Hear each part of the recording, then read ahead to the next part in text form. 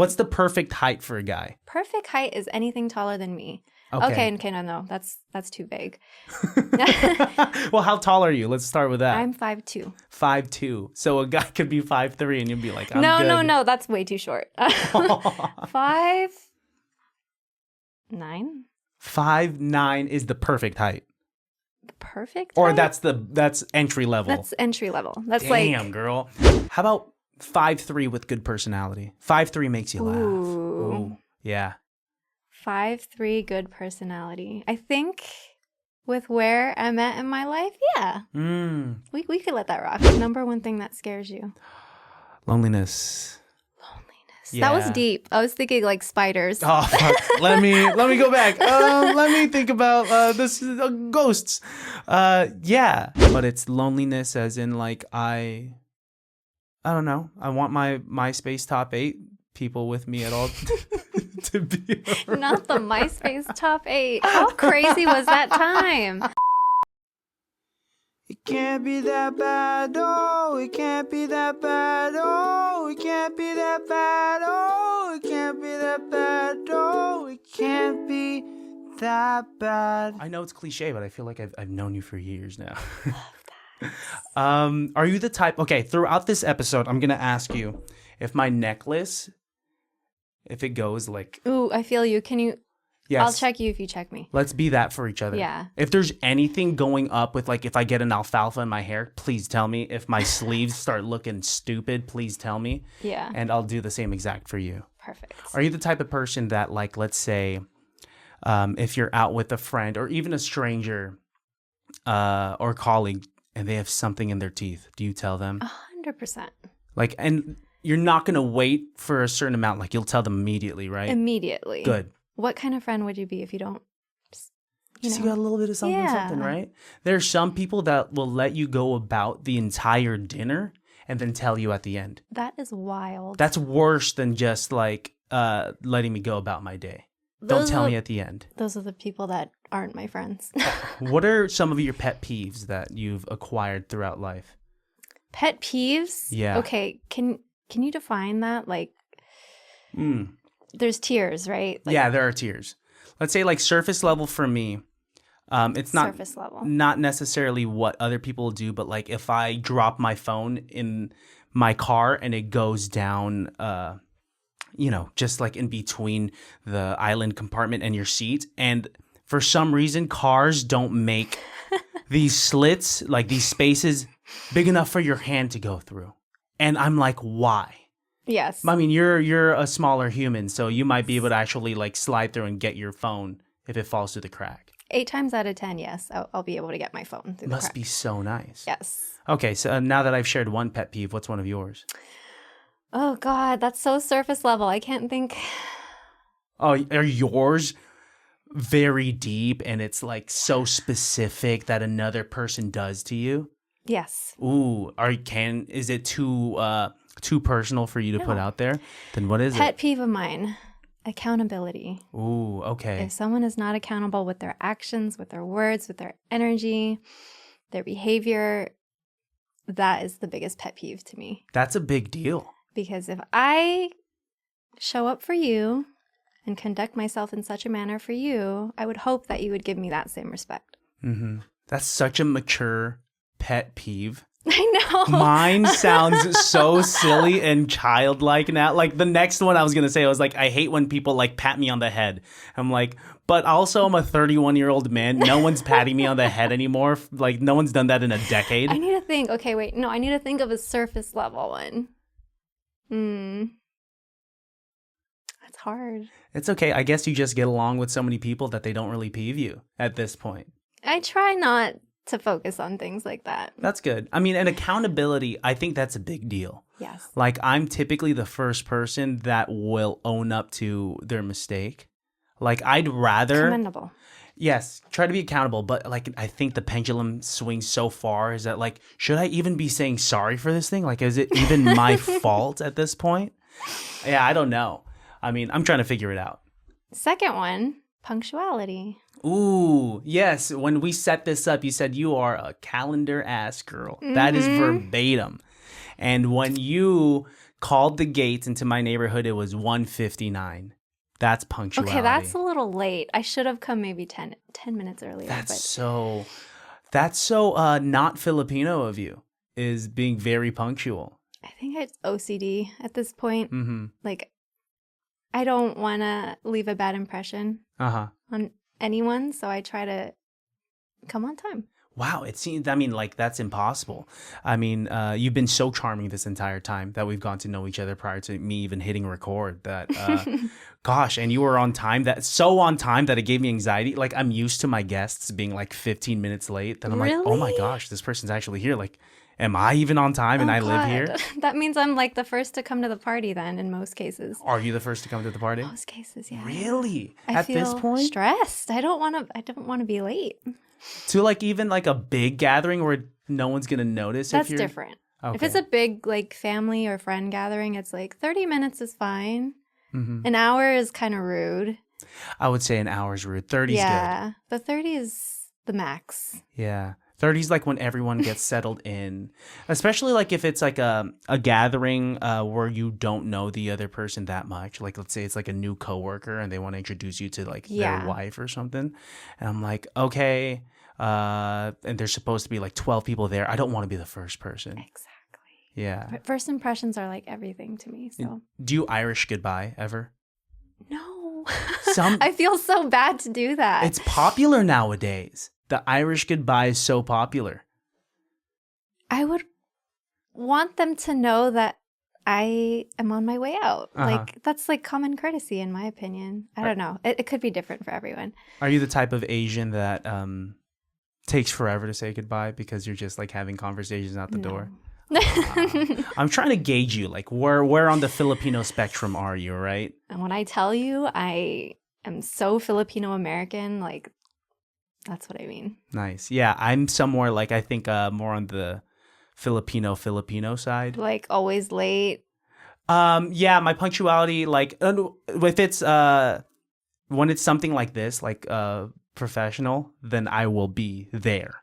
Yeah. But like if it's kind of those things, like I know my friends are gonna be like talking with each other, then I'll just like roll in, kind of like a little bit late. Yeah, and that's fine. Yeah. But that's interesting. Yeah, I'm let's see, I speak some Tagalog. I'm that kind of Filipino. Yeah, I grew up, my parents would talk to me with they have thick accents. And so even though I didn't really speak any Tagalog as a kid, I would say some English words in an accent. And so people thought, what is that? Are you asking me to like say some English? The English words I would say would probably be like, let's say the word bench or ranch. I would say bench or ranch. I'm dead. Yeah. Or I have a cousin named Angela, and I would say Angela. Angela. Because that's what I thought it was. And then everyone, like, when I first moved to Benicia, everyone thought I was from the Philippines, and they would ask me, like, oh my gosh, how do you like it here in America? Why have I never heard that accent before in that word, in that way? Bench and range? Yeah. Probably because I'm just a special kind of Filipino type of thing. But yeah. Ericalisa, thank you for coming through. Thank you for having me. Let me give you a proper introduction because you're a very special guest here in our new studio. So without further ado, baddies, welcome to another episode of ICB2B Podcast, also known as It Can't Be That Bad Podcast. Today, I'm joined by a singer-songwriter from San Francisco. It's Ericalisa. Thanks for having me. Yeah, of course. I enjoyed your vibe. I think that you're a really good singer. Thank you so much. Which is one of the main reasons why I asked you to come onto my platform. And on top of that, I'm just more of a fan now that I've gone to meet you and chop it up and know that you're a good human. Oh my gosh. I've been watching your podcast. I'm so excited to finally be on it. Mm-hmm. Like I told you earlier, I manifested this moment. Well, I'm glad that I'm that podcast. Like my podcast is that podcast. You're that guy. You're that guy. Saying that you're that guy is one of the best compliments. It's one of the best vague compliments that I could receive because without saying much, it says a lot. Yes. So thank you. You've been doing this thing for a long time. You've been, I was looking at your discography and you started, like the first thing you have out there is, came out in 2016. Mm-hmm. And then you stopped you stopped between 2017 and 2022. Why? What caused that gap? I'm so curious. First of all, I didn't believe in myself as a singer. I just didn't think that, like, I struggled with a lot of self-confidence issues. Mm-hmm. And so in 2016, I put out my first few singles, and it did really well on SoundCloud, so much to the extent where I was like, oh, maybe this could be like a thing. Mm-hmm. And then I just somehow got in my head about a year later and like decided to quit. And Wow. I was like, maybe this is not for me. This is not my path. And I stopped for 6 years. What were some of the specific thoughts that were going through your mind as a singer to make you stop for that long? Well, as a Filipino American, you're expected to follow a certain life path, and there are certain social and cultural like expectations. And so I thought that I was supposed to build a more fulfilling career that'll make you more money and whatever, Yeah. on top of like just truly believing that I couldn't do this thing and just comparing myself, obviously, which is a natural part of human nature, like just feeling like so many other people are better than me, like, and I'm in the Bay. Do people ever really make it in the Bay as a singer? So I stopped, and life, and then I kind of got back into it with a project. What was the moment that brought you back into it? Because after taking that long of a hiatus, it must have been like a pretty magnificent moment to reel you back in. I think it came at so I released a project in 2022 called With My Chest. Yeah. And it came at such a pivotal moment in my life. A friend of mine was like, look, I know you're going through something really tough, but you haven't been creative in 6 years. Like, maybe you should start there. I know a lot of things don't make sense right now, but maybe you should get back to what you do best. Mm-hmm. So I listened, and I created a song, which turned into 2, which turned into 3, which turned into 8. And like very quickly, I realized I have a full project. That's so crazy to like come back after dropping singles and then take a hiatus and come back not with just a single or 2 or even an EP, but like a full-fledged album. Yes. Which is crazy. With My Chest. With My Chest. And it was so well received that I was like, let me just see what it's like to choose myself for once and go after my dreams. And so that's why it stuck since then. Yeah. I mean, I applaud you. As one Filipino to another, where I grew up with this kind of mindset where, it's obvious that we all love to sing. Like I went the conventional route of growing up with karaoke because my dad's a singer, and then like falling in love with it. But then being heartbroken when I told my dad I wanted to be a wedding singer, and he was like, you're only gonna get paid in wedding cake. So I went the conventional route with education, and I studied, and I didn't get to pursue it in the way that I wanted to. I mean, I still sing now, but... You're doing it now. Yeah, but I'm still not taking that... You're taking that chance on yourself. Like, you're doing it full time now, and you're like... and you're doing it so well and with like such grace. Thank you so much. I feel like as an artist, you really have to be delusional. Like, if you're not Delulu, like... You have to believe in yourself and to kind of shoo away those insecurities and yes, it's a realistic thought to compare yourself sometimes and be like, there are so many other like singers in the Bay Area, but with that, you're going to stop yourself before you ever even find out how far you can go. Exactly. And at the end of the day, even if you and this goes for like any singer, songwriter, rapper, at the end of the day, if you're not going to be on a stage like J. Cole, Kendrick, or like Taylor Swift, you still made these songs that are immortalized that people can listen back to, that your kids can listen back to, right? Exactly. And I feel like everyone should try to treat it as like a big like bucket list. If you died tomorrow, would you be happy with everything that you did? Would you have accomplished everything that you wanted to in your life? Yeah. And so that's kind of like how I'm going about it now. Like, I feel like dropping a song. Okay, let me do it. Gosh, I feel like doing a music video. Let me do it. So cool of you. I know I'm saying all these things, but I can't even practice what I preach because I'll be like, oh, I should try to write music because I know that I can sing decently, but I'm like, I keep beating myself up about not writing songs. Like I'll start writing so many songs. Like I have so many like unreleased babies, but not like finished or anything like that. It's just like I just don't have that confidence to be able to do it. So I applaud you to just out of nowhere just drop a full project. Thank you. I mean, it's definitely took so long to like get over those confidence issues, but once you're over that hump, like you can achieve anything. Oh, it sounds like you're real confident with this music. It's a lot of baby making music. It's so much baby making music. Yes. Which is like a good thing. Like you love your ballads, don't you? You love I love mellow, slow stuff, sad stuff. I'm a sad girl at heart. Like it feels good. It feels good to be sad. Yeah, let me be sad. I feel like since I'm like slated as this kind of like happy-go-lucky guy, that I'm not allowed to be sad sometimes. No.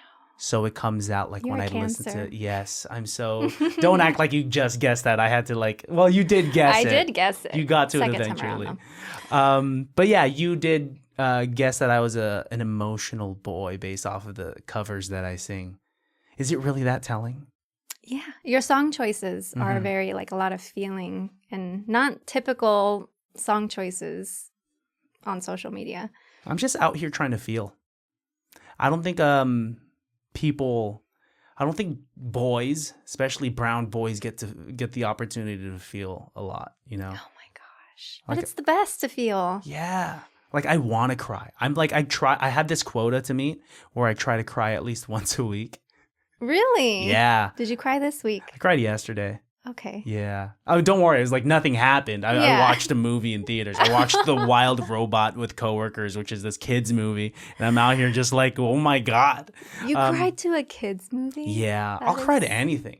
Yeah. I mean, we'll see how this podcast goes. And I mean, is it easy for you to cry? Yes. What's something like I name? love to feel like I'm such a deep, complex person. I love to cry. What's the go-to thing that kind of initiates that cry? Music. Oh, yeah. Mm-hmm. Doesn't it blow your mind that like layers of just sounds put together and orchestrated in such a way can induce an emotional thing within us? I listened to a song the other day and I'm like, why am I crying like this? Like, what about this song is making me cry like this? What was it? What song was it? Do you remember? Wave to Earth. Seasons. I don't think I'm familiar with that. It's a sad song. So if you feel like crying and you cry to music, that's the one. Please send it to me after I this. will. When you are searching for that emotionally like inducive song, is it chords or is it like lyrics Tough question. that kind of like get you? I think it varies because when you listen to a song, sometimes the melody stands out to you. Sometimes a harmony stands out to you or an ad lib. Sometimes the chords are really compelling. Sometimes it's the percussion. Like, I feel like it's different for every song. Yeah. I think one of, not requirements, but like something that could get me is like a 6/8 time signature. And for the people that don't know, that's kind of like the 1, 2, 3, 4, 5, 6, like doo-woppy ballad type of stuff. Like, I'm like, doo-wop. oh, this is me too. That's like, I grew up on a lot of doo-wop, which is like the lyricism and the chord. It's usually like just like 6 chords. It's like not complex, but it's more than enough. Yes. I love the sad stuff. Yeah. I mean, I think, my go-to, if I want to cry, my go-to thing to play is Etta James. What's the song? Something told me. I'd rather go blind. So she has a live rendition of that. That makes me fucking bawl. You know? All right, we're going to play it. No, right. Live on the podcast so that everyone can just see me very vulnerable. Yeah, there's just something about it. And like, it's not necessarily the lyrics that, you know, I'm not going through a breakup or anything like that. But there's just something about like that, or like about how there's a word for it. But like when someone else is going through it and like as an empath, like I'm like, oh, like I could be at a funeral where I don't know the person that passed. But if I see someone crying, You'll feel it. I'll feel it. And I'm like, why am I crying? You like that? I'm very much like that. I absorb a lot. Do movies make you cry? Movies. Sometimes, not always. So it has to be like music. Music is the one that would make me cry the most. But to your point on the Etta James. I've been listening to Johnny Mathis for the past, like, I don't know, 5 days. Something about, what is the song called? There's a Certain Smile. It's not for me to say. I don't know if I know that Johnny Mathis song. You'll have to just send me all of your music so that I could just cry until dehydration like later this week. That could be your weekly routine. Just listen to. What kind of music did you grow up on? And like, where did it come from? Was it like your parents, what they played? Yeah. So I grew up on a lot of Motown. Nice. My dad's a DJ, and my mom, she was a singer, and all my aunts and uncles were in a band together. So I grew up around music, but my dad, being in the house all the time, he listened to a lot of Motown, and I grew up listening to like Stevie Wonder, Michael Jackson, Al Green, just good stuff, like timeless stuff. Oh, yeah. And then as I started to kind of like venture off into my own musical taste, it was very much like soul and R&B and jazz and standards. And, you know, I'm an old soul. Yeah. I mean, you said standards. That's crazy. That's so, yeah, you're speaking my language. That's exactly how it was for me. Except I threw in, my cousins threw in a little bit of like ratchicity there. So like. Ratchicity. Yeah, so I was like listening to a lot of like doo-wop, a lot of Frank Sinatra, a lot of Dean Martin, a lot of the Rat Pack, and then like a lot of like young Michael Jackson, a lot of like you know older Michael Jackson, and then started hanging with my cousins, and we put on like 106.1 or 102.5, and I'd be listening to Lil Jon, or I'd be listening to like fucking. He got range, is what he's saying. I didn't. I guess it's like I kind of, music comes in all different shapes, forms, and sizes, and can still bring that like that emotion, that dog in me, could bring out that you know, because there's like a pocket of time where my brother was showing me like punk emo rock, and I'm like, I do like Dashboard Confessional, I do like Yellow Card. Did you have like a phase like that with like rock at all? Not really. No. Okay, question for you. Okay. You are going out. You're going for a night out. You want to get ratchet. What's the song you put on? Ooh, shit. Don't. It's usually like Lil Jon, East Side Boys type thing. She's soaking wet. Dun dun. She shake it like a sauce. What is that? The twerking songs. Yeah. Yeah, a lot of like Shake That Monkey. I'll play some Too Short to get down. I'll play some, what else is there? Yeah, a lot of like twerking songs. A lot of like to the windows, to the wall, to the sweat drop down my ball. Yeah. Got it. It's and that just brings me back to this day and age with like my cousins, you know, of just like but like nowadays, yeah, that's what I'd play. Like I have a ratchet playlist on Spotify. Do you not have a ratchet playlist? I do. Okay, what's on it? Not Give You Buck. Okay. What is the one? Crime Mob. Help me out. Okay. Rock Your Hips. Rock Your Hips. Okay, so these are your go-to, and it gets you in. Are you like a club type girl? No. It's tough now, right? I'm a yawn in the club type girl. Oh, you're one of those. That's my brand. Okay, I mean, at least that'll keep away like all of the like the creepers. Like no one wants to hit on the girl that's yawning, you know. No. So that's hopefully. Good. Yeah, I mean, do you remember? Were you at one point a club girl? Yeah, I think we all had a phase. Yeah. Where would you go? Would you go to City Nights? Did you go to? Oh, you went to Shitty Nights. You did. Remember Glass Cat? No, what's Glass Cat? Oh my God, it was an SF. Okay, I'm really aging myself. Well, you don't look it, so just keep going. Glass Cat's the only one I remember. I didn't club too often, but I would club with like my friends and my sisters. Glass Cat's the only one I remember. Describe Glass Cat to me. Describe a night going to Glass Cat with you and your girls. We get ready. Okay. From 9 to like 10:30, just get ready pregame. What would you pregame with? Really paint the picture. Oh, I think it was Sky Vodka. Ooh. Sky vodka. Why? Why were we even drinking that at that time? I have no idea. Okay. Wear like the highest heels, the shortest dress. Mm-hmm. Get in for free because we know a promoter. Everyone knew a promoter. Mm-hmm. I still had to pay though, because I'm a guy. You're a guy. Yeah. Anyway, keep going.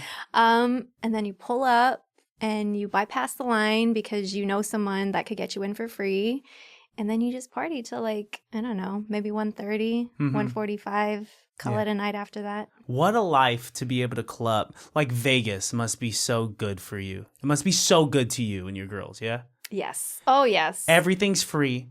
All these drunk men are just buying you drinks. Yes. All you have to do is just like laugh at their jokes real quick and then just run away. Be like, actually, I got a boyfriend. And then dip out. Exactly. Fuck. Yeah, that's the move. Yeah, I would just have to pay full price for everything. Yep. And then at that, did I have the courage to even ask a girl to dance? I would hope so. No, I didn't.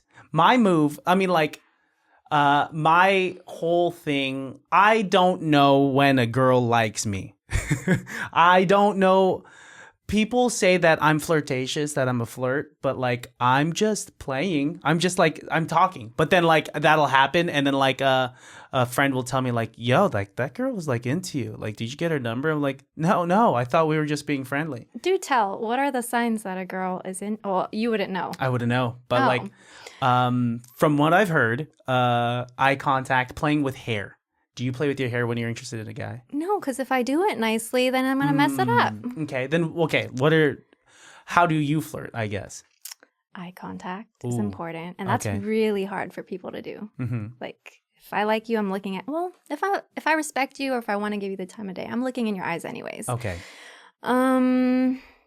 Laughing at your jokes. Mm-hmm. Even if they're not funny? Or... See, I like to be mean when I'm flirting. Ooh, that's the move. I will cap on you like no tomorrow. I will call you out on some shit and make you feel weird. It just means I like you. So how about if the person were to dish it back? Like, do you have a strong threshold for that flirtatious tennis match? Banter is my favorite. Don't you love banter? Love banter. Banter is amazing. But that's, I guess, what I thought I could banter with everyone, which is why I've applied it to everyone, which is why I think I didn't know if someone was into me. Also, that works too. I say this on like so many of my episodes, but like I grew up fat, so like I don't even know. No way. Yeah, I was a big boy. I was a big boy, and so like that kind of clouded my awareness of like if someone was into me. So when I lost weight and like girls started liking me more, I couldn't clock it in because I was still thinking that they were talking to fat Christian. No, that makes sense. You see where I'm going from, right? Mm-hmm. Okay. So like with you, so you get a little mean, even if it's like a stranger, like you'll get a little mean, and like that's how you're trying to like tell. I want to break the ice, so yes, I like to. If I'm mean to you, it means I like you. Do you ever walk up to the guy first? No. No. So, okay. So you're a little old school. Like, they got to make the move first. Yeah. That's so scary. The chase. You seem intimidating. I wouldn't walk up to you. Like. Me? Yeah. In what way? Maybe like if it's a club setting and like you were like, especially if you're with other girls and you guys are dancing in a closed off circle. No. Bye. Like, see you later. What? The only way I would talk with you is if we were both in line for something and something funny happened. And then like, even then, like, kind of just build a friendly rapport and probably get friend zoned. And then like, yeah, and that's kind of my thing. So intimidating in a sense of like, oh, she looks scary or unapproachable? No, not scary. I don't think that like you would scare me away, but intimidating as in like this girl knows what she wants. She's a higher leveled like a boss in this like club where like I would have to really, which is like it's a compliment at the end of the day. Is that like you're not going to entertain anyone. Like if someone's going to get at you, they got to be smooth type thing because you're probably picky. Yes. Okay. Very picky. Mm-hmm. Okay. On that note. Mm-hmm. Icks. Ooh, what are my icks? Mm-hmm.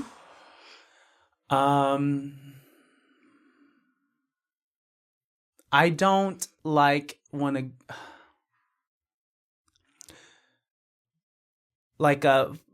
food eats first type thing.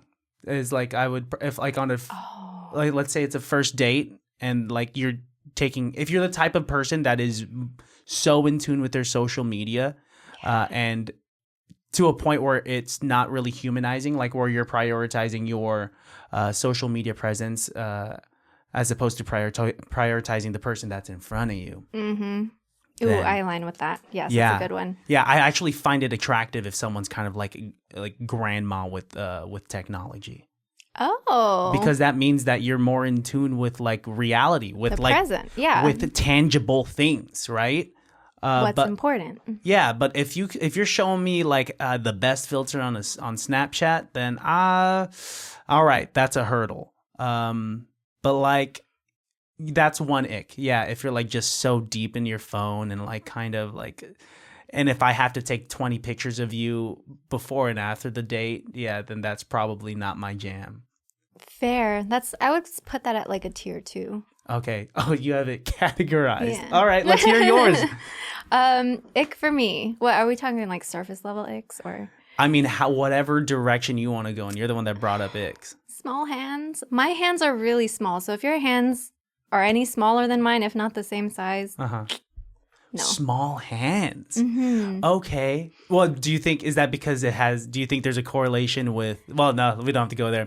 Anyway, is it just because like you don't want to feel like like if you're holding hands that you're like holding hands with like a little man child or something? Basically, that's so I don't even know if I want this on there, but yes. How about height? Is height. What's the perfect height for a guy? Perfect height is anything taller than me. Okay, no, that's too vague. Well, how tall are you? Let's start with that. I'm 5'2". 5'2". So a guy could be 5'3", and you'll be like, I'm good. No, that's way too short. 5'9". 5'9" is the perfect height. The perfect or height?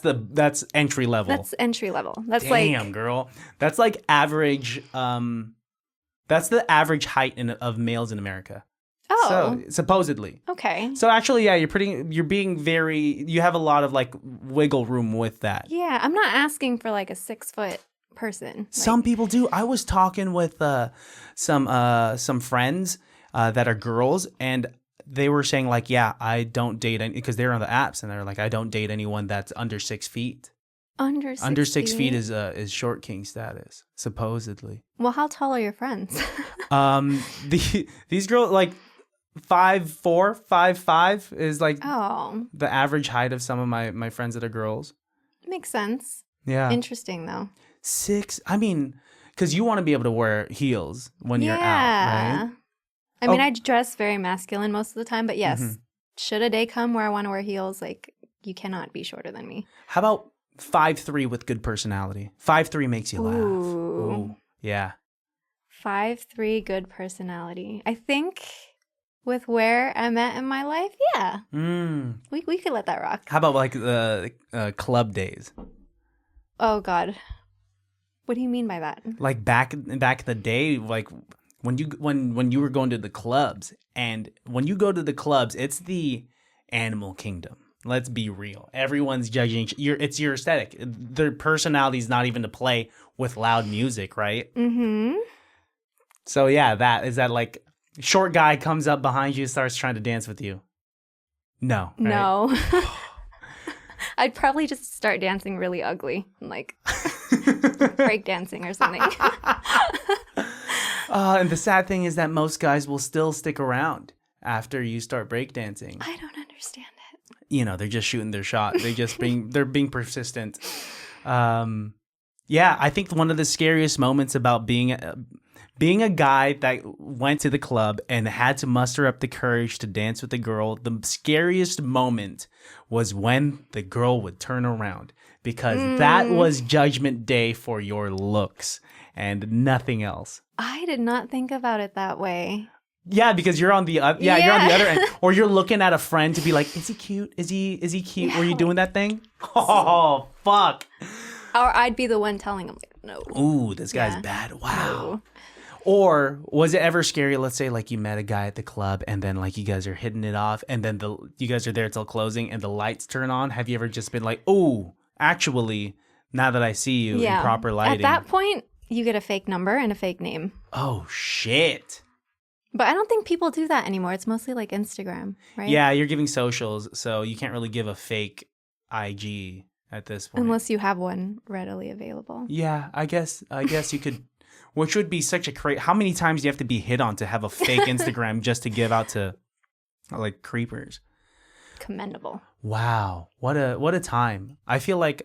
I hope that if we met each other like back in the day, we would have been friends. Oh, 100%. Think so? Yeah, I like good energy. You have good energy. Thank you, and vice versa. I also like your style, like everything that you were putting out, that you like are wearing during your covers. Fucking like you got it going on, girl. Like it's like you have good style. Like I like fashion. Like, I really just change my mind all the time, so it's nice to hear that. Yeah, like you'll have like so for your cover for emotions, yeah, which is really fucking good. Thank you. Emotion by Destiny's Child. Shit was hard. I'm there at your side, a part of all the things you are. Absolutely incredible live rendition of that because you don't like. There's like no foreplay with that. You just go straight into like riffing and whatnot. It's hard.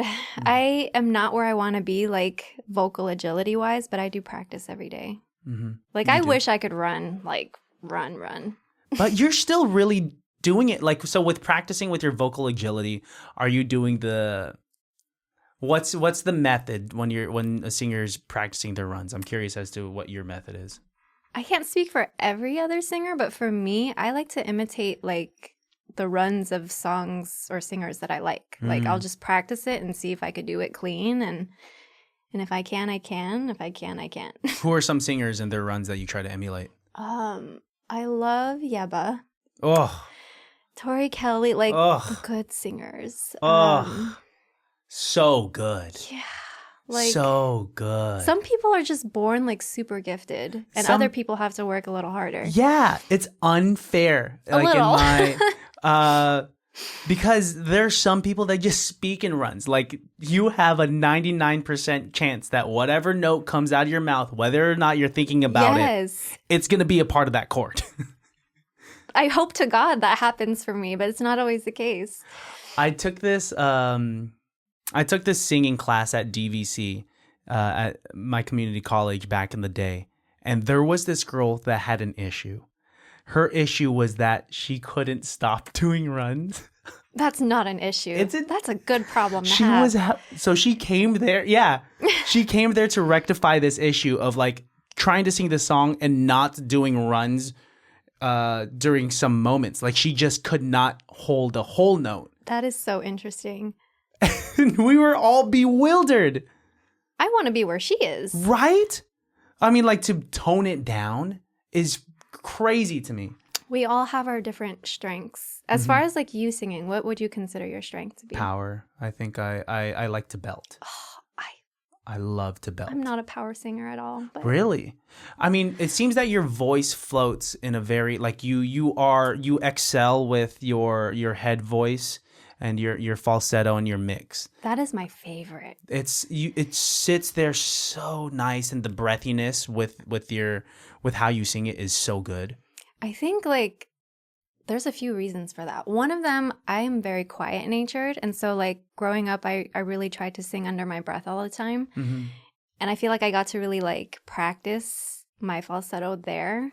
But also like there's something that's so like alluring about the head voice and falsetto that I love so much. Like it's really beautiful. Well, especially for the genre of music that you're tackling, for like R&B, for baby making music, like it's really truly like the head voice, the mixed voice, it's so sexy, you know.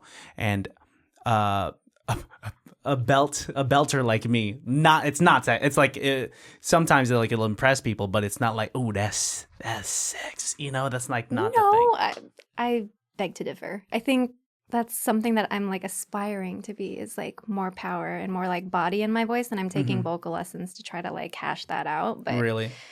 I couldn't sing a Whitney Houston song for the longest time up until recently. Really? What song were you practicing with? My teacher has me doing "Saving All My Love for You." Ugh, yeah. Which is so still good. entry level. Like, But even then, there's a lot of spots for that to exist in your head voice and mixed voice. yeah. But then her other songs, like "I Will Always Love You," those are a little harder. Like, I haven't graduated from "Saving All My Love for You." Mm-hmm. So. Oh, it's crazy that Whitney Houston does have different levels of difficulty in terms of songs and song choices. I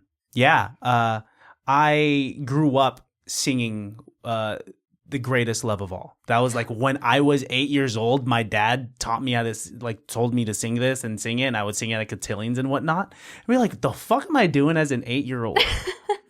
Singing like Whitney Houston and I do have the confidence to say that I'm like that I can sing power songs, but my vocal agility is not there. Like runs are tough. Interesting. So tough for me. I have like 2 runs in my toolbox and I'll just place them there. All it takes is repetition. Like, Yeah. I feel like if you practice enough at it, you'll start to get more like decent at it. Mm-hmm. So I hope one day you release a cover of the Filipino anthem. Which one? Please tell me you know which one it is. Listen. Oh fuck. No, I can't. That's a belting ever. song. That's so tough. That one's really hard. Have you seen that the 3 Filipino kids tackle that song? They're all so good. They're all fetuses. How are they tackling this? Yeah, like at that age, like you can only get better. And like I'm still trying to peak, I'm still trying to get better, but god damn. Can you sing that song? I cannot. It's tough. Beyonce was like, as far as like the agility part, I love to try to imitate her runs and her riffs, but the power is where I am still learning. Yeah. And how's that journey going? Like, what is your vocal coach telling you to do to get better at belting at power? To be honest, like, we're running these exercises and doing scales all the time. And for a while I was like, we just keep doing these exercises, but not, applying it to song. And he's helping me discover like how to let go of my chest voice when I move into head, because sometimes it's just like I let go of too much when I sing and I completely go back into falsetto. That's my bad habit. Okay. Head voice falsetto. Going where you're comfy, yeah. But he is kind of working me on a certain area of the keyboard to be able to like understand when I let go of, you know what I mean? It's a balance, right? Of chest and head and using that mixed voice. So nice. Okay, that's cool. I can't wait to hear it. Maybe after we record, I'll ask you to sing a song for me. No? Okay, I guess not. Fuck me, right? I will if you sing. No, way too nervous. That's different. I'm just someone that does it for fun. You're someone that does it professionally. So. You could do a cover and make it fun. I'll sing for you if I take a shot beforehand and I get a little loosey goosey, then maybe I'll sing. Okay, but I'm really banking on you just forgetting after we record. The way I got better at belting, I had this vocal. The person so when I worked at Six Flags, I was a singer. I was a performer there, and they had like a vocal coach there. And then my issue was that I used to sing so raspy. I used to speak so unhealthily. Good. I mean, but was very unhealthy. Yeah. Because it was like not supported, and I was like, oh, this is good. But then I would lose my voice pretty frequently because talking with rasp and singing with rasp is not, unless you're John Legend, it's not the way to go. And so like when I would try to hit these power notes, I would gas out. And so the way that the vocal coach taught me how to belt was just like yell. Just yell to imagine there's someone so far away and yell. And then I would just yell and I would choose like a note up there and I would yell And she would be like, just sustain it now support it. And then it's gonna sound so dumb, like a dumb theater exercise, but like she would tell us to say like, hey you over there, and I'd be like, hey you over there, hey you over there. I sound so stupid. What? No. Hey you over there. So like, now I'm here, and like I was like, oh fuck, I unlocked it. And the cool thing about being a singer, about being any form of creative, is that in this kind of thing, you could level up. 100%. Like we were talking about corporate jobs. Like, yeah, it's cool to get a promotion. It's great to get like a promotion and all of that stuff, but you're not in love with the thing that you're getting promoted at. Mm-hmm. With this, when you do unlock a new run, when you do find something new about your voice, don't you just feel so much fucking dopamine? Yes. The growth is incredible. If you really focus on doing like what you love and if like you're consistent, the growth is amazing. Mm-hmm. It's more rewarding than what you're saying, 9 to 5. Yeah. Yeah. I mean, it's often, and let me ask you this, like, do you feel blessed that you were given this gift that not everyone gets to have? You know, like we have conversations with friends and like people ask like, what's your thing? And sometimes people don't have things, and that's fine. Mm-hmm. You know, they get joy from reading, they get joy from video games, etc. But like, don't you feel like some sort of blessing that like, oh fuck, the thing that I love the most is something that like not everyone has. Yes. Not everyone can just like train to do. Blessing is an understatement. And I talk to everyone about this. I will die on this hill. Like if you have a gift, it's meant to be shared. You are meant to share that with the world. God didn't give you a gift for no reason, you know? Yeah. Yeah. And like, I applaud you for like putting it to use, you know, to like making music out there that people fuck with, you know, that really, induce an emotional response within other people.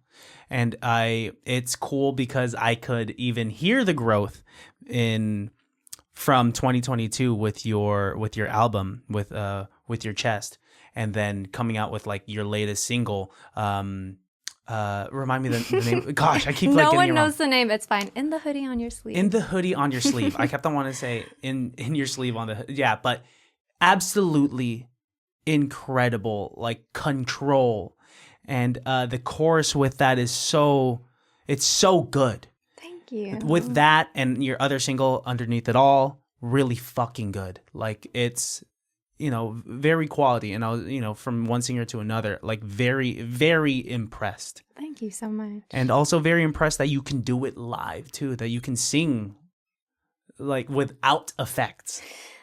Minus the nerves, but Mm-hmm. Yeah, I mean, talk to me about like what nerves do to you when you perform. And how do you go about that?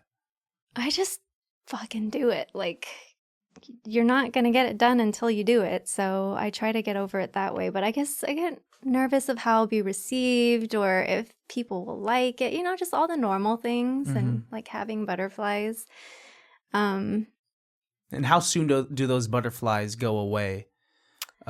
Is it in the middle of the song? Is it right when you get on stage and you say, hey, how's it going, y'all? Maybe like after the first song. The first song is like the one I'm still warming up to. And then like once I kind of get a feel for my environment and like the ambiance of everything and the crowd, like then I'll kind of let go of it and like just go about the show. But I love performing, but I personally get like the most stage fright. Like it's a physical response for me. Like my heart like goes crazy and like I'm so tense. So the way that I like quell those nerves is like there's a certain song I like to listen to before I get on stage. Interesting. Okay, so you have a ritual. Sort of, yeah. All right, what's the song? The song is Sweet Tea by Snow Allegra. Oh, Snow Allegra is so good. Something about that song just puts me in a place and like calms my nerves and makes me feel like I'm levitating. So I like that. I mean, I like that there are certain triggers to kind of like unlock something. Because if I listen to a particular song, it'll teach me to sing a certain way. If I listen to like a Frank Sinatra song, it'll teach me how to sing like open, very like very exactly. Very chesty, right? But if I listen to a Stevie Wonder song, that will teach me how to sing a little more forward because he kind of places it more in his mask. Gosh, I hope my listeners don't. Wow, you like really have the language for this. I'm impressed. For a long period of time, I was really obsessed with the mechanics of it because I wanted to get better, and I still do. But what's so odd is that now that I've stopped training vigorously or like caring about certain aspects of it, I've only gotten better because I think I'm more relaxed with my singing rather than thinking like, oh, I gotta place it right here, I gotta like support it right here. But what other rituals do you have like when you're preparing? If it's really bad, I'll put ice on my chest because it's anxiety. And if you ice your chest for like 10 minutes or even 5 minutes, like that really helps like calm your nervous system. So I'll do that. I'll listen to that song. I'll drink hot tea with ginger. Okay. Yeah, that's a good move.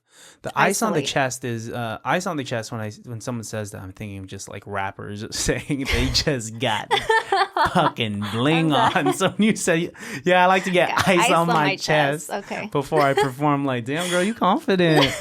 I feel like that would just wet my shirt and I would be cold and soaked and nervous, and then everyone would see my hard nipples behind my shirt and all that stuff. Hard nipples is not bad.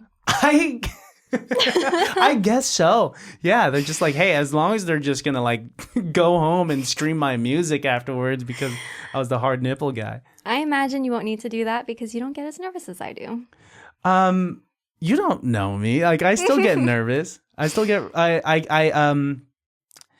I'll shake a little bit. I'll get really cold right before I go up for a performance. Really? Yeah. What do you do to calm those nerves? Do the damn thing.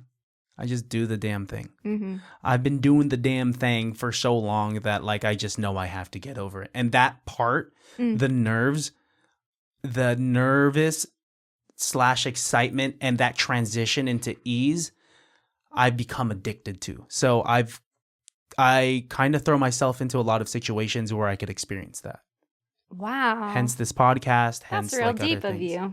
I don't know. I mean, uncomfortable situations make me grow, and I've only gotten better. Facts. And there are times where like I do shy away and I become introverted, and I'm like, I don't want to do anything creative right now. I kind of just want to like be a potato. But like in those moments, there's a lot of growth, and so I mean, at the end of the day, it's like it's nervous it's oh my god, I'm nervous. It's okay to be nervous. Yeah. Like I said, like there's a charming aspect of being nervous. So if I were to see you on stage a little nervous, I think what I would look for is like that transition into ease, and I'd be like, fuck yeah. I love that. No, that's so true. I feel like it's hard to think from a growth mindset, but also like leaning into what's uncomfortable because that's what is going to help you grow, as you said. That's important. And I think that goes over a lot of people's heads. Yeah. Yeah. Do you have a favorite performance that you've done in the past? Brick and mortar. I had a performance. I was actually opening for Tyler Lauren. Oh. Yes, amazing. Whoa. Yeah, Tyler Lauren's like one of my favorite just people in general. She's incredible. Because I had her on and like I was just obsessed with her music. Oh, so that performance that you have like pinned onto your page or like at the top of your IG, that was opening for Tyler Lauren? Yes. And it was so fun because it was just random. Like we did not expect to get hit up for that performance. I wasn't expecting it, at least. I was drunk and I'm pretty sure I cracked a little here and there, but like it was just so fun. The energy was so good. Yeah. I think it was me and my band's like favorite performance to date. Really? What is it? So it was like the energy of the crowd. How much time was your set? I think it was like a 25-minute set. Nice. 30 minutes. I forgot. Something like that. But I had dancers. I was really Damn, girl. Someone else on that stage. I mean, still me, but someone else. What is that version of you? What is the version like? Because the Ericalisa that I'm talking to right now is like, very, very soft, very demure, very classy, very like did not. you even laughed like a geisha right there. Like it's very, very classy. And then like there is this persona I feel that's like on your cover art that's very like mysterious, very like sexy, very like this kind of like alter ego of you. Ericalisa is my alter ego, and she's still a part of me because I feel like as an artist or just as people, right, we have parts of ourselves that we don't always get to express and that not everyone gets to experience. Ericalisa is like my inspiration. Like she can be confident, but she can be really like vulnerable too. And I do like mystery, so yeah. There's something about not giving away all of your cards that I think is really important in a world that we live in social media where we constantly have to share and overshare. I value like mystery. You value your privacy, and that's the whole thing. I think that's that's tricky for me because like I have a podcast. I'm like thinking about like the shit that I say, like how much. And I actively don't talk about private things in my life so that I could still be kind of a mystery. But I guess I want an alter ego too, but I'm kind of just me through and through. So it's not to say that like, it's not a part of me though, like I can embody moments of like confidence and like sexy or whatever, but it's not all of me, know? Just, once again, you said you're a complex human. And so these are all you, but just not all at once, all different factors of you. Yeah. And we're also forever changing too, is what I'm understanding. First performance. What was your first performance? What are we talking? Like singing? Singing, yeah. I think it was like in high school. I had done some kind of like Filipino club performance. I forget what it was, but it was a duet with a friend of mine. I was so fucking nervous. What did you guys sing? And how did it go? I don't remember the song we sang, but I remember being so nervous and no one knew that I sang. So it was a surprise to everyone. And then after, I just felt so elated. Like, I love performing. It's one of my favorite things. I was a dancer first before a singer. So, what kind of dance did you do? Since the age of maybe 4 or 5, Tahitian and hula was first. Oh, I did Tahitian as well. Did you? Yeah. What group did you dance for? I don't remember. The group was out of Pittsburgh. I don't remember the name of the group, but I was just a kid. Yeah, I was just a kid, and I was like not one of the only guys. Like there was a bunch of guys. But anyway, this is not about me. It's about you. So you were doing. First of all, like shout out to you because Tahitian's hard as fuck. Shit is hard. So tough. Like, I don't know if I could do it again. My knees are not the same. And it's a whole lot of like pressure on the knees, right? And the thighs. It's a lot. It's a good exercise though. It's crazy that like the girls could have to keep their upper half like stable and then everything else has to move the way it does. People think it's like so easy, but it's like, to me, it's like a form of like, it's as structured as like ballet because you have to keep your shoulders still. You have to like posture is everything. Like smile. There's like different moves and it's like head angles are, you know what I mean? Like everything to the T. That with the immense headwear that you would have to wear. Costume malfunctions, another thing. Like, oh yeah. I feel like I learned so much being a performer because I did it competitively for a long time. Actually, up until maybe a few years ago. Wow, really? Yeah, I got to travel to Tahiti, Mexico, and a bunch of other places to do it competitively, but I love performing. It's, I don't know, who I am. I did hip hop for a little bit too, but it didn't quite stick the same. You didn't have that same fire for it as you did for Tahitian and hula. Yeah, there's something about like grace, right? And like fluid movements to me. So. Rather than sharp movements that comes with hip hop and like whatnot. Aggressive. I don't know if I'm not an aggressive person. Yeah, I'm not really getting that. Like, but Tahitian and hula, that makes sense. Hula especially makes sense that you did that. And it's so cool that growing up with the performance background and applying that into something else, because showmanship is half the battle when you get up to go and sing in front of people, right?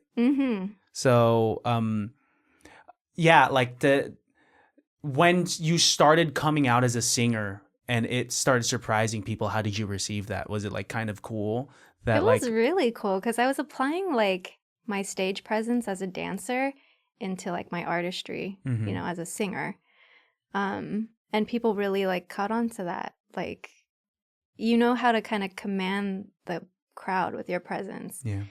I think it's really cool. It is interesting that you have so much power. The element of power of being a performer is just like if you tell people to do fucking Simon Says when you're up there, they're gonna do it, you know? It's yeah, I mean it's cool. Where does ego take place with this?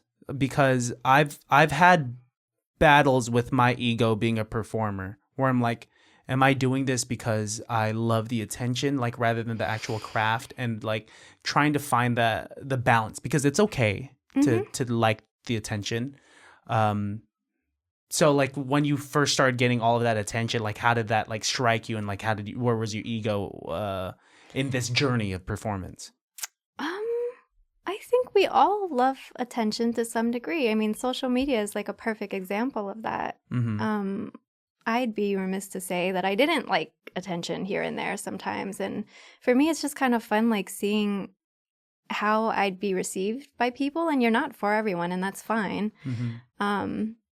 But I don't let it get to my head, if that's what you're asking. I'm not quite sure what the question is, but I'm not over here like doing it for attention. Like I'm performing because it moves me and because it's satisfying and fulfilling. That's good. Yeah, that's good. It's good that you don't understand the question fully, meaning that you don't have a problem with your ego, or like you're not egotistical at all. Yeah. It's a part of all of us, right? Like if you let it get out of hand, that's when it's a problem. Truly, yeah. You know, and there's some people that I've had on that are aware and transparent about that. I'm transparent about like that egotistical battle that I have of like Of what? Of like liking attention, and like now that I'm older, I'm like, I don't want to do certain things for that aspect. I don't want that dopamine rush for the wrong reasons. Yeah, 100%. But I understand that I'm trying to fill a void that I had this void of attention that I didn't receive growing up as a fat kid, or as, you know, as like as the younger brother, that so on and so forth. A lot of like, it's been a whole thing. So I was just curious about that. Huh. I don't think about it as like, it's not that deep to me. Wow. You know what I mean? That like, seems healthy. That's good. Like, if you like attention, so what? And if it moves you, so what? Like, you're doing things. Now, if you do it for attention, like that's, you know, to each their own, I guess. Yeah, you're right. What's the goal? Like when you started getting into this, like back in 2016, like would you have imagined that you would be where you're at now? Fuck no. I am so proud of the journey that I've been on. If I had told myself in 2016 me, that I would be doing everything I'm doing now, I'd be like, no way, that's not her. Wow. But I've really, like, it came with like taking a risk and doing things that move me and trying not to control every part of my life and just doing like what feels good, you know? And since I've done that, I feel like I've found myself in spaces like this one that I've been meant to be, you know what I mean? Like it's meant for you. Yeah. What are some of those moments where it clicked? Some of your favorite moments where it's just like, this makes sense. This is for me. Well, like one of my songs, If It Ain't You, did I think over 200,000 streams. And I was like, no fucking way people are listening. Sounds really good. Like that was a milestone for me. And like getting in front of crowds and doing these shows, like, and growing as a performer, like just seeing the growth in your journey, like everything is connected. Being on this podcast, really cool. Well, I'm glad that like that's serves as some sort of like milestone for you. No, like especially that song, If It Ain't You, is the one that like was one of the ones that striked me the most, and I listened to it organically. Like I didn't go like top down from like your popular ones, right? I listened to it because I wanted to hear your album. And then that one stuck out to me because it was so, it's like a treat because like you do focus a lot with like your head and mixed voice, and that one like is a lot more like chesty and like in a lower register. That was like, ooh, this is different. Interesting. And it was like a really nice, a really nice like thing to throw in that gives kind of like that kind of shows that you have that versatility. Interesting. Do people not tell you this? Like, because you're No. receiving this information, like, okay, I'm taking notes on this feedback type of thing. I mean, people will say, oh, it's not my cup of tea, or like, oh, it's cool. But like to hear someone like kind of call out their first, impression of it is interesting, like in detail, the way that you are. Yeah, I don't get that kind of feedback often. Really? Is a lot of the feedback that you receive from like friends and family, is it very surface level? Yeah. Like either, oh, this is cool, or you know what I mean? And like you can't do anything with that, right? Thanks, I guess. So how are you with feedback? Is it tough to receive it as a creative for you? I've gotten better for sure, but I think being able to like receive feedback is super important. So I try to be like coachable from that standpoint. I like to hear what other people are thinking or what other people hear. Like I value people's feedback. I don't rely on it, but I value it. If it's like good feedback, of course. That's good. Like constructive. Gosh, you're so healthy. You're so healthy. Like, you just got it going on. You're just doing great things. Yeah. I'm trying to get better at feedback, because like I'll take it like on like the outside, I'm like, okay, thanks for that, and then I will go about my day and it will be the only thing that I think about.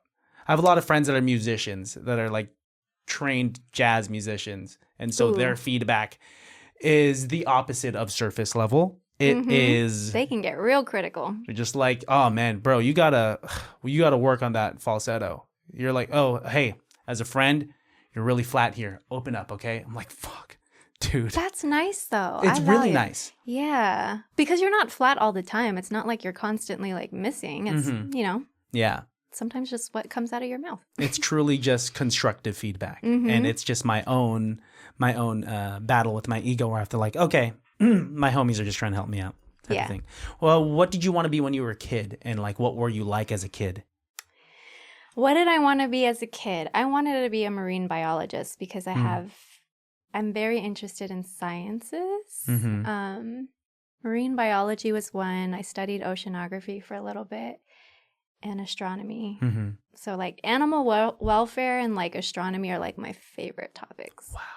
Do you think that there is extraterrestrial life out there? Yes. Right? There has to be. 100%. There has to be. 100%. Yeah, I think it'd be so ignorant for anyone to believe that in this vast universe where we are smaller than a grain of sand, in the grand scheme of things, that there's no other life. That's just simply not true. Like Right. We cannot be the only living creatures in this universe. What is it about space that really intrigues you? It's like an abyss. It's unknown. It's mysterious. It's serene. It's intriguing. I don't know. I like mystery. I like Which mystery. is why you like the deep blue sea as well. Yes. I mean, do you get scared easily? No. I'm like super calm at baseline. Like if you have me at the edge of the cliff, I probably wouldn't freak the fuck out. Really? Nope. I would think of all the worst things. Yeah, I'd be like, there's gonna be a gust of wind, or I'm just gonna be like, yeah. Sometimes I hold my composure well, but other than that, like I'm pretty transparent about. Number one thing that scares you? Loneliness. Yeah. That was deep. I was thinking like spiders. Oh fuck! Let me go back. Let me think about this ghosts. Yeah. Loneliness. Yeah, I think I have this deep embedded fear of like losing the people that I love the most. Fair. I get very, very scared. I get not many things freak me out, as like if I'm able to get up on stage and talk in front of a bunch of people, if I'm able to sing in front of a bunch of people, I would think of myself as a pretty confident mofo. But I think that there is this fear and paranoia in my mind that like if I were to do something wrong or like hurt someone so close to me, then I lose them. That just rattles me to my core. That I'm just so scared. Now, is it loneliness from that standpoint or like being alone? Like, I can be alone. okay. It's not I need someone with me. I'm actually like far from like dependent. I do enjoy my privacy, Mhm. but it's loneliness as in like I don't know. I want my MySpace top 8 people with me at all to be around. Not the MySpace top 8. How crazy was that time? Ooh, what was your MySpace like? I did have a top 8. Some people like did and I forgot what you did, but you could have a top 16. I felt like I was Yeah. doing too much. Let's keep it at 8. That many people is a lot. But imagine like having a falling out with someone and you could visibly see like, You're ranking your friends. yeah, You're ranking your friends. oh It's shit, so I fell down the hurtful. list. Let me. Yeah, let me come back to school and be nicer to this person. Yeah, that's crazy. God, were you spitting game on MySpace? Define spitting game. Like the boy at school that you had a crush on like hits you up via comment on MySpace and like I forget how it even worked. I know. Could you comment back? Because I totally forgot. Do you reply Can to the you like it? Yeah. Do you? I don't remember. Holy shit. I think you just commented on things, right? It was just like a post, like you just had a comment thread. I don't think you could DM, right? You can't comment back though. Oh, I guess not. You have to look at, so they comment on your page and then you go on their page and comment. Mm-hmm. Do you remember that? Because I don't. I don't remember. I think it was just comment, but to your point, I don't think I ever. Was spitting game. No. Got a boyfriend I from did not MySpace. know how. What do they call it? Riz now. Yeah, that's what I don't what got these riz. kids are saying is charisma. Yeah, I what was did you have a song on your profile? Ooh, what was it? What was yours? I think I was such a lame. At one point, it was a Colby Calais song because I was just like What? What's such wrong? a. Come on. Because I was such a softie, you know. Like Yes. there was a bunch of guys at school like that had, I don't know, that had like a bunch of rap, hip hop, or like some like, I'm a soft guy. I probably should have had some Usher on there, but like Colby Calais, like Bubbly by Colby Calais, like should I have Solid that? choice. You think so? Yeah, Okay. solid choice. I think I used to sing that on guitar. I don't remember anymore. Well, we'll have to hear it afterwards. Mine was more like underground hip hop. Wow, you were so cool. It was called Miss January by the Percussions. I left that on my MySpace page for like ever Wow. because I love lyrics. Okay, so you are led by lyrics first before anything else. What do you say? Yeah. I was into poetry I did read that. Yeah. before. All throughout middle school to even into my mid-20s or so. Really loved writing poetry and like just writing in general. So lyrics really like compel me, grab my attention. Choice of words, you know? Yeah. That's why it was a pretty easy transition into writing music. Yes. Because now you have the structure. Now you just have to add, the sounds and whatnot, right? Thankfully. I mean, That's good. it's not easy to write, you know? I feel like poetry is the ballet of music. It's the fundamentals. It's the That's a good way to put it. It's kind of like it's the foundation, right? And then the rest comes and like you get really good at the rest, which is so I'm sad that I didn't get deep into poetry like that. The way you describe yourself, you definitely seem like a rom-com type. Like in a rom-com, you're the girl that is holding like her books and her hair is blowing in the wind, and it's like who the main guy's trying to get at type of thing. Nerd. I am a nerd. But that's the best part. That's what I'm saying. Oh. It's kind of like what's that movie where I think it's called She's All That. Oh, Where good she's movie. a nerd, and then they remove the glasses and like, oh my god, she's beautiful, type Thanks. of thing. That's a great compliment. Yeah, I mean, I give.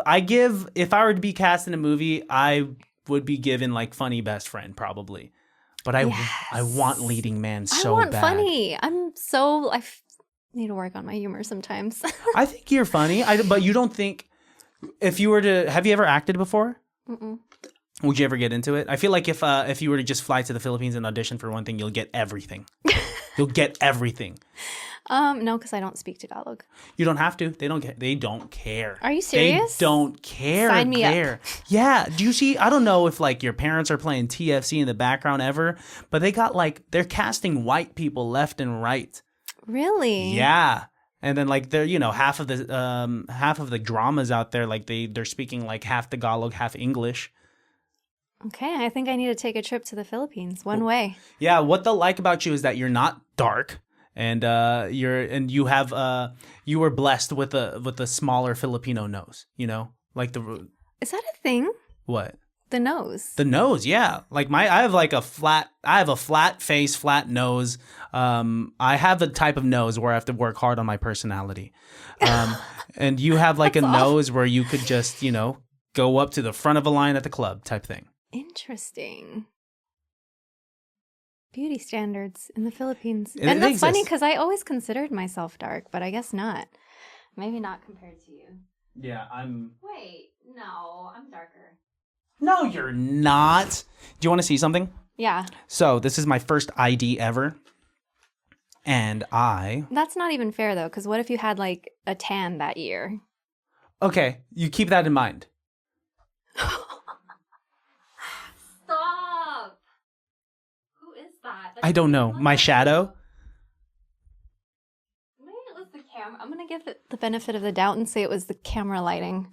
I don't know because you could see the lighting, the flash in my glasses. Are you going to show the people? Yeah, let me try to cover up like the pertinent information. I have nothing to hide at this point. It's really just like a showcase of my journey type of thing. That's another party trick if you ask me. I don't know if that's like, is that a party trick? Is that kind of like, hey, look at fat, dark me? The growth, the transformation. Yeah, there are beauty standards in the Philippines though. Like, very much, it's that Western ideology of fairer skin. So if like you're darker, you're probably from the province, you're probably uneducated, so on and so forth. But if you're fair skinned and you have like a slim face and a symmetrical nose type of thing, then you're more likely to get cast in something. Oh. My mom bought me sheep placenta soap because it was skin lightening. Oh, that's like a papaya soap too, right? Yeah. So papaya. I don't know why mine had sheep placenta in it. She could have just gotten me papaya soap. I've never heard sheep placenta. That's crazy. She probably bought it from a dark alleyway or something because Do you use it? No, I'm still dark now. This is back when I was a kid. Can you imagine me? I'm a full-grown man still using sheep placenta soap. Is it really sheep placenta? I don't know how you could prove that. The world may never know. I don't know if it's a Tootsie Pop commercial now. I know but yeah. What are your goals for with this whole thing? Like, what's your dream? My dream is to live a life that I feel the most fulfilled in myself. Mm-hmm. If you're talking about fame with music, right? Do you want that? That's a hard question.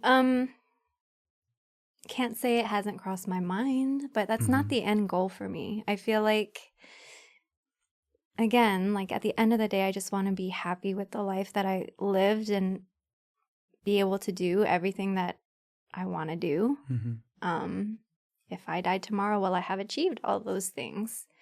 If fame comes across my path, I would welcome it and everything that it comes with, because it does come with the bad too. Yeah. So you'd be able to handle that. I guess we'll find out. I don't know. Like the lack of privacy, not being able to go to I might go Whole crazy, Foods. honestly. Holy shit. Damn, that's a big jump. Okay. I'll do my best like everyone else does, But I don't know. We'll just kind of see where chasing your passion takes you. Yeah. That's good. Like you've done this podcast and you've got to meet some like incredible, talented people. Yeah. In the Bay Area. That's commendable. Thank you. It's a blessing. I often get hit with that imposter syndrome where I'm like, I'm just some guy trying to crack some jokes. Yeah, I get it all the time. I'm having it right now. I just have it at all times. But yeah, Isn't that wild? What? Imposter syndrome, like you have imposter syndrome over something that you're doing, like actively. Because I feel like I'm always thinking, what next? And I'm always surprised that people are down to do this thing. And that don't worry, like, I mean, don't get me wrong. Like, I have bouts of feeling confident, of feeling myself and be like, yes, I am good at this. I am deserving of this. But then I do have those valleys that contrast with those peaks that kind of tell me why. I feel like I just sat down, had microphones, had cameras, and it all fell in my lap, and I don't deserve this, or like this is as far as it's gonna go. Like, that's the scary thing. Maybe that's your superpower. You make people feel comfortable enough to like be themselves in your Have I made you podcast. feel comfortable in this? Yeah. Okay, then mission accomplished. Yeah. Today was a good day for me. You got the deep out of me, the quirky, like. That's my job. I mean, I think I feel my what I want to accomplish with these podcasts is that, like, in the future you're gonna get a bunch of interview offers, and they're gonna ask you a lot of the same questions. How did you get into it? So on and so forth. Like, how did you come up with your name? What does this? Why this? Like, all of that stuff.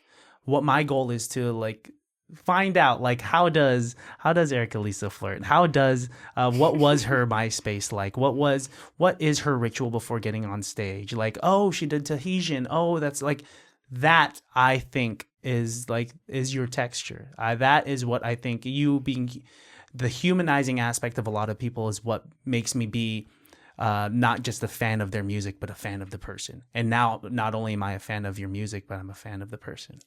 With having getting to know you. That's so sweet. Yeah. I kind of want to ruin this moment with something awkward, but what? Huh? What's just that you're being like so sweet. So, you want to do something awkward? Yes. Okay. What's the awkward thing you would do in moments like this when you're receiving too many compliments? I don't know. Dance. Do it. Do it. That's the dance move. Well, I kind of have like a mic in front of me that I don't want to break because I don't want to pay for it. You think your dance moves would break this microphone? Maybe. Jesus Christ! I don't know how I get down. I don't know how you get down. I don't know what club Ericalisa was like. I don't know if you know how I end these episodes, but I have a comedy improv background, and I like to do an improv scene with my guests if they're down, and they could be about anything and everything having to do with the conversations that we had in today's episode. So if you're comfortable, do you want to do an improv scene with me? Oh shit, I've never done improv. What does that entail? Like acting? Yeah, it's acting. It'd be like a completely fictitious scene. I'll give it a go. I won't give you my best work. I can't promise that. It's okay. It's improv. The beautiful thing about improv is that it's all just coming out of nowhere, and it's forgivable like that. Okay, you ready? I'm fucking scared. Do you want to start it off, or you want me to start it off? Go right ahead. I'll follow your lead. Okay, without further ado, ladies and gentlemen, baddies all out there, it can't be that bad.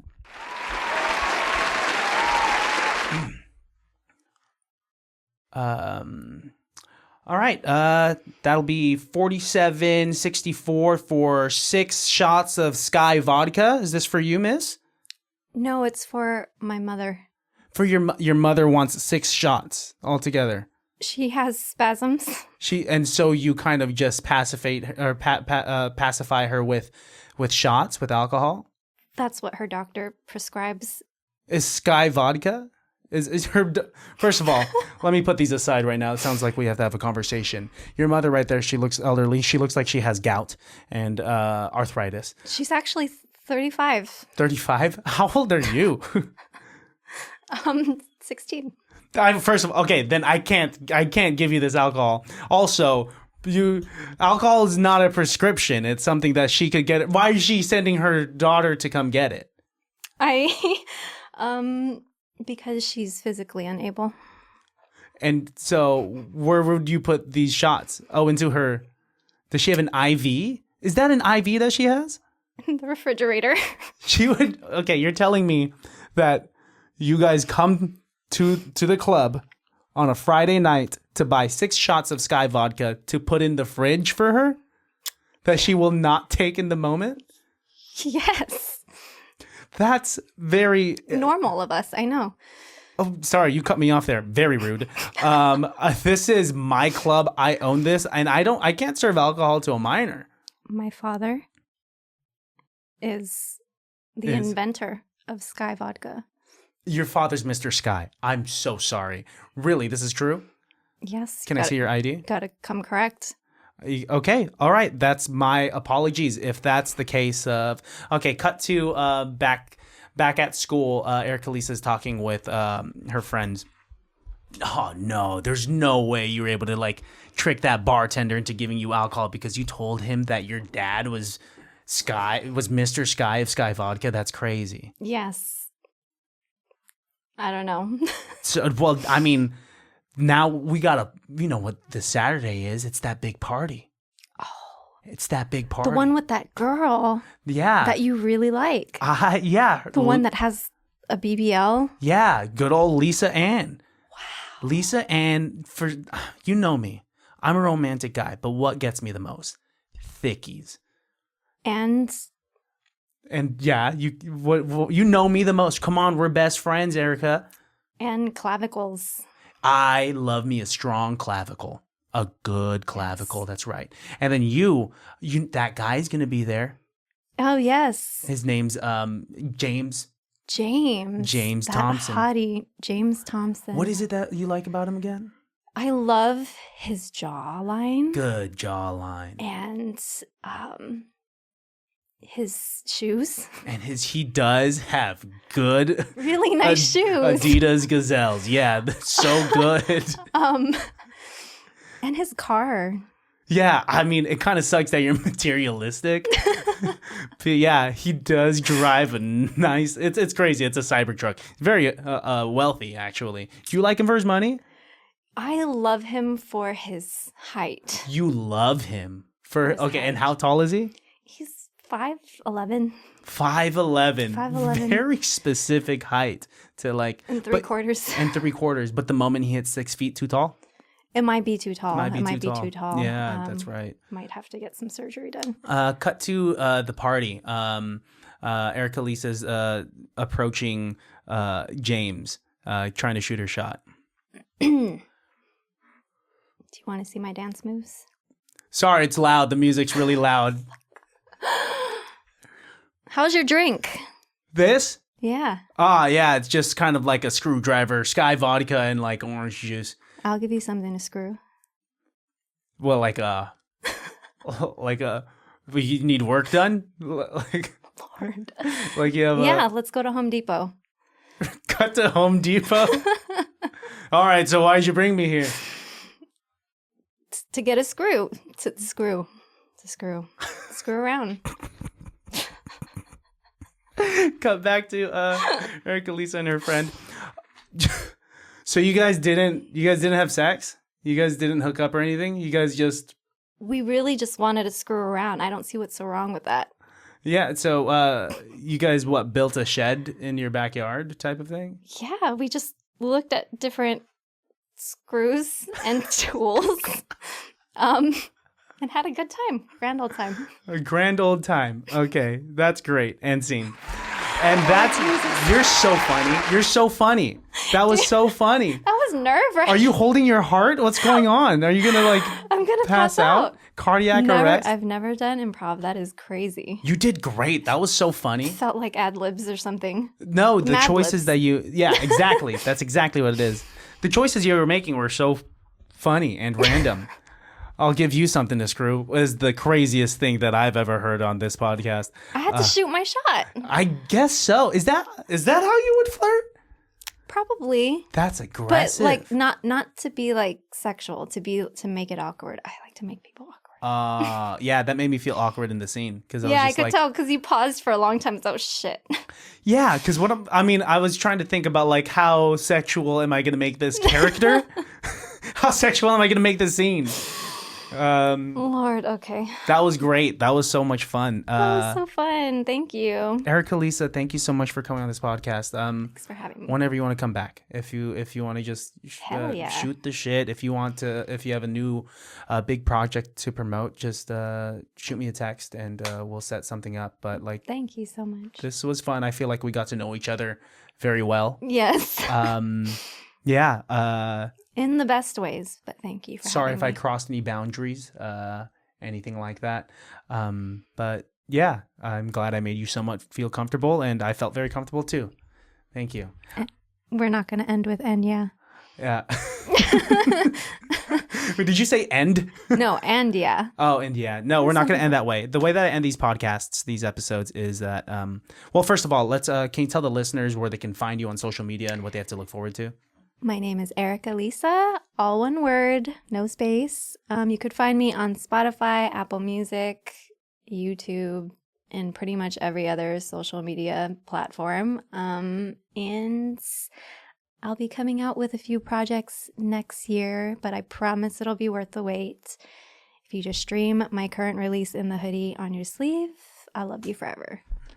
Perfect. Baddies, listeners, you guys know where to find me. You guys know where to find the podcast because you're already here. Before we get out of here, once again, look into the barrel of your camera, Ericalisa, and leave the listeners with a phrase, a saying, or a piece of advice, something that they could go about their day with that reminds them that it can't be that bad. No matter what it is you're going through, you are strong, you are resilient, and you are capable. Perfect. Ericalisa, thank you so much for coming. This was an absolute pleasure. Thank you. And until next time, take it easy. Baddies, love you. Peace and bye.